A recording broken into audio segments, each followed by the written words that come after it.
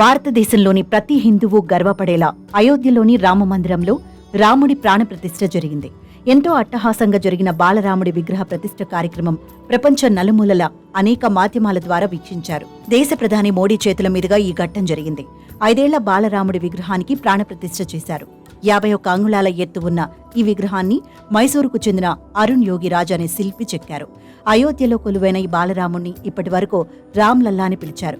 ఇప్పుడు బాలరాముడి పేరును మార్చారు. ఇకపై రామ్ లల్లాను బాలరామ్గా పిలవనున్నట్టు ట్రస్ట్ పూజారి అరుణ్ దీక్షిత్ తెలిపారు. ఆలయంలో కొలువు తీరిన శ్రీరాముడు 5 ఏళ్ల పసిబాలుడని, అందుకే బాలకరామ్ పేరును నిర్ణయించామని చెప్పారు. ఇకపై ఆలయాన్ని బాలకరామ్ మందిర్గా పిలుస్తామని తెలిపారు.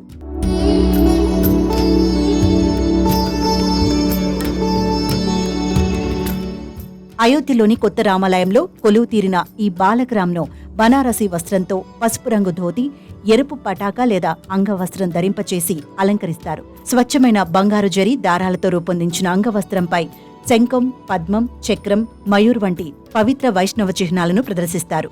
మరోవైపు స్వామికి రోజుకు 6 సార్లు హారతినిస్తామని ట్రస్టుకు చెందిన ఆచార్య మిథిలేష్ నందిని తెలిపారు. మంగళ, శృంగార, భోగ, ఉతపన్, సంధ్య, శయన హారతి ఇస్తామని చెప్పారు.